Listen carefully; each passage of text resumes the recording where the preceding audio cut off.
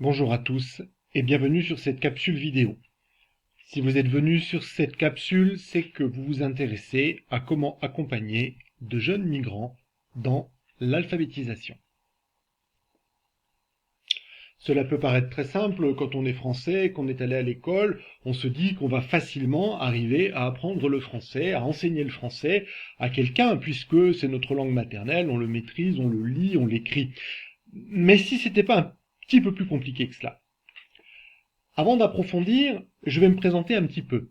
Je suis formateur de formateurs, c'est mon métier. Je suis aussi bénévole dans le réseau Éducation sans frontières. Le rôle que je me suis donné dans cette petite vidéo et dans ces vidéos qui vont venir, c'est de me poser des questions. Quelles sont les bonnes pratiques? Pourquoi ça fonctionne? Aussi, de comprendre ces phénomènes, comprendre comment ils s'intercalent les uns avec les autres et partager les résultats de cette recherche. Partager avec vous, c'est ce que je fais dans cette capsule notamment. Mon lieu d'intervention, c'est Clermont-Ferrand. Nous travaillons essentiellement avec des mineurs non accompagnés. Ce sont des jeunes qui sont issus d'une immigration récente. Les besoins sont très très différents chez ces jeunes, puisqu'on peut avoir des non-lecteurs, des non-francophones. On peut avoir des francophones, mais qui ne sont pas lecteurs, et on peut avoir des lecteurs dans une autre langue, qui connaissent le codage, qui savent l'écriture, qui connaissent l'alphabet, ou un autre alphabet. La limite de cette étude, c'est qu'il n'y a pas de baguette magique. J'essaye simplement de partager mes observations, mes connaissances et le travail collaboratif que j'ai pu faire avec les bénévoles de ces associations. Tout d'abord, il n'y a pas de baguette magique puisque nous avons des groupes très très hétérogènes, comme je pouvais l'expliquer 2 slides plus haut. Ensuite, nous avons des problèmes de régularité. Il faut voir que nous sommes avec des jeunes d'une quinzaine d'années, 16 ans, 17 ans, 18 ans parfois. Assez difficile de les mobiliser, d'être très très réguliers, d'être très assidus dans nos cours. Le fait que ce soit pas une école officielle fait que nous avons des mouvements perpétuels dans nos groupes. Parfois, des jeunes quittent le territoire pour tenter leur chance ailleurs. Parfois, ils sont scolarisés en cours d'année. Parfois, nous avons des jeunes qui arrivent en cours d'année. Et donc, il faut s'adapter. Ces groupes sont mouvants.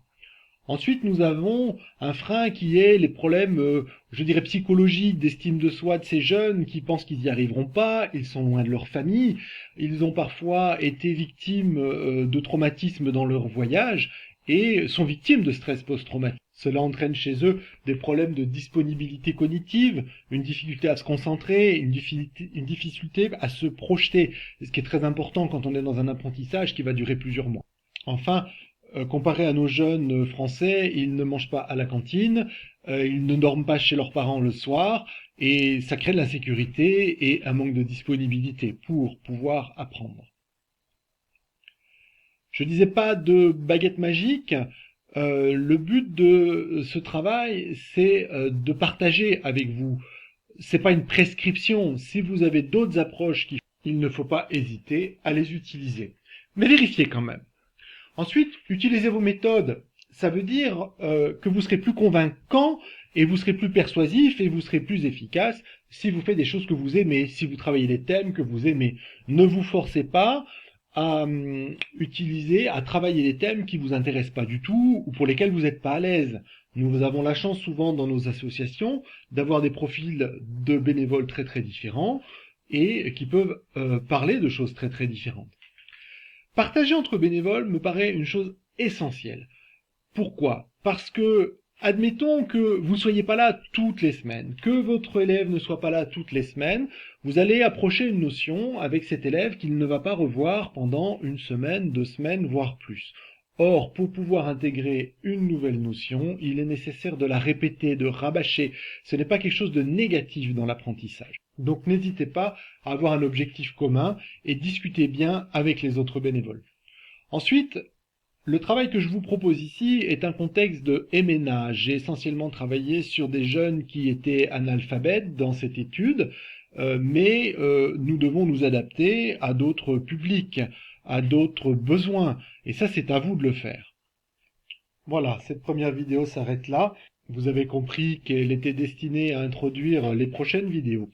Dans ces prochaines vidéos, nous nous attaquerons à quelques clés théoriques en apportant quelques exemples concrets d'activités, indiquer pourquoi c'est important et voir les plus, les moins de ces activités. Je vous souhaite une bonne journée et je vous remercie d'avoir regardé cette vidéo jusqu'au bout.